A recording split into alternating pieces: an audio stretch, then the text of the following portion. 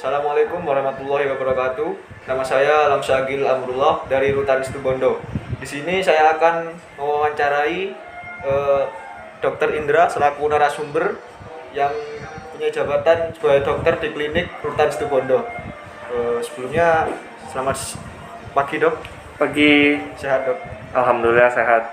Langsung aja ke pertanyaan ya dok ya. Terkait penyebaran COVID-19 di Rutan Situbondo ini dalam 2 tahun terakhir bagaimana dok?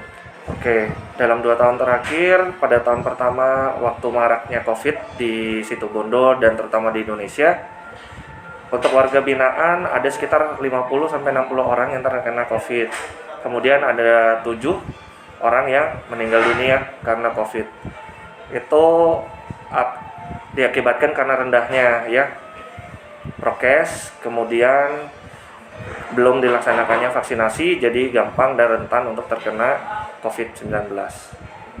Untuk tahun sekarang, akhir-akhir tahun ini, 1 tahun ke belakang, penyebaran COVID terutama di rutan kelas 2B ini, Situbondo, nihil ya, nol, karena sudah melaksanakan prokes dengan baik dan melaksanakan vaksin juga dengan baik. Walaupun memang masih ada yang belum vaksin ketiga atau booster, tapi kebanyakan sudah divaksin 1 dan vaksin kedua. Jadi sudah mulai ada imunitas tubuhnya, sehingga untuk penularan COVID-nya sedikit menurun lah. Jadi semakin dari tahun ke tahun semakin menurun ya dok? Betul sekali. Untuk selanjutnya terkait kunjungan tatap muka secara langsung dok, kan dari pihak pusat kan sudah mengizinkan dari pihak keluarga untuk kunjungan tatap langsung dengan para WBP. Nah, menurut dokter apakah masih berpeluang menularkan COVID kepada warga binaan di dalam? Oke, pertanyaan yang baik ya. Untuk penularan COVID dan tatap muka sebenarnya masih berpeluang. Karena apa? Pertama, tadi vaksinasi itu tidak mencegah 100% ya, hanya membuat kita imunitas atau kekebalan semakin meningkat.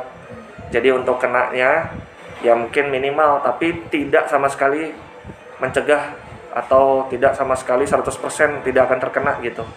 Jadi masih bisa terkena.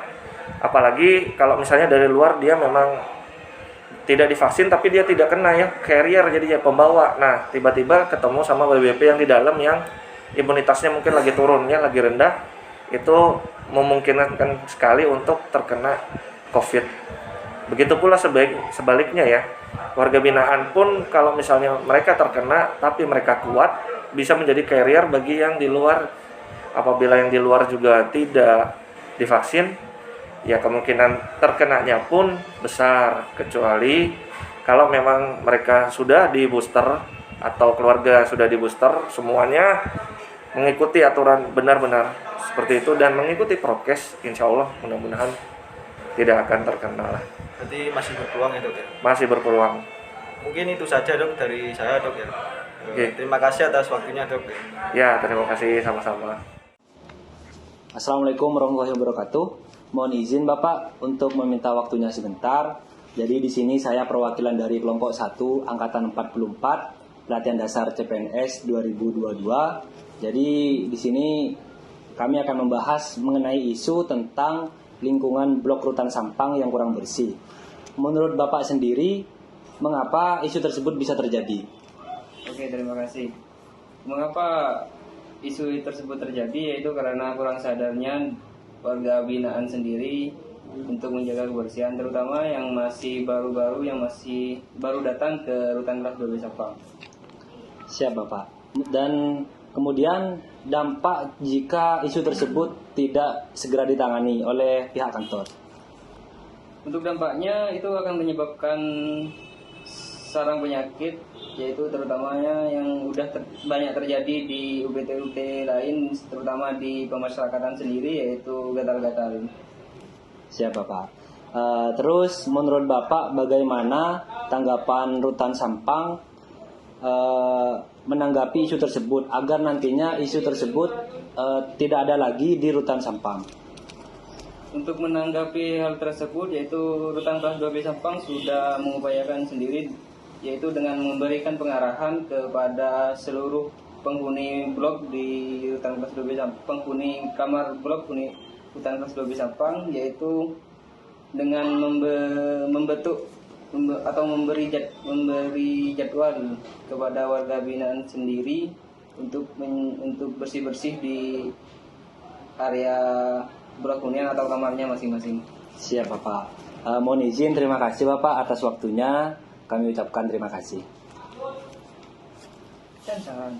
Jadi kesimpulan yang dapat kita ambil dari isu tersebut memang benar adanya. Penyebabnya yaitu karena kurang sadarnya warga binaan apalagi yang baru masuk, dan dampaknya jika tidak segera ditangani akan menjadi sarang penyakit seperti gatal-gatal.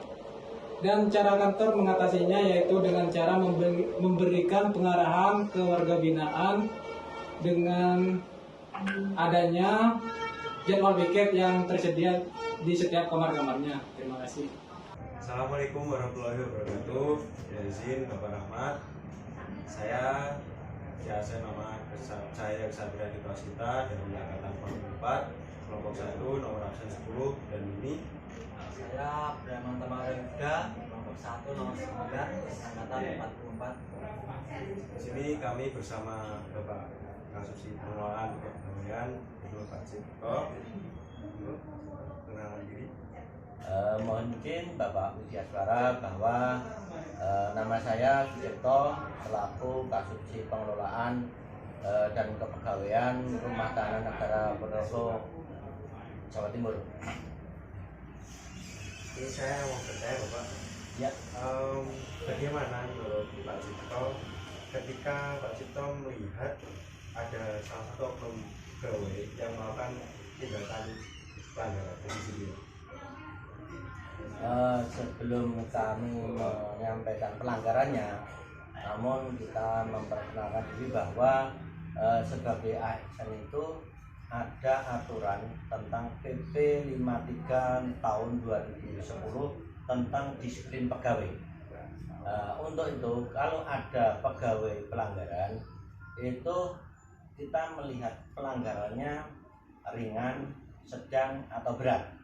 Jadi kalau pelanggaran itu cuman tidak melakukan absensi atau tidak ikut apel dan masuk juga tidak, tentu itu kategori pelanggaran ringan. Ya, jadi pelanggaran ringan itu nanti kita membuat teguran secara tertulis seperti itu. Kemudian yang kedua Pak Cipto, bagaimana cara Pak Cipto menanamkan sifat nasionalisme kepada pegawai di kantor ini? Untuk menanamkan nasionalisme kepada pegawai, kami selaku kepegawaian, jadi setiap tanggal 17 kita melakukan upacara kesadaran nasional yang namanya kesadaran nasional. Selain itu, kita setiap pagi melaksanakan apel pagi untuk mengawali tugas sehari-hari sebagai petugas pemasyarakatan. Dan selain itu juga kita mengikuti upacara-upacara nasional yang sifatnya nasional seperti 17 Agustus maupun Hari Karya Dika yang akan dilaksanakan pada tanggal 19 Agustus di kantor wilayah Kementerian Hukum dan HAM. Mungkin demikian kalau nasional. Untuk selanjutnya Bapak, Iya. apa harapan kedepannya bagi Bapak untuk pegawai di Rutan Pas Babi Ponorogo?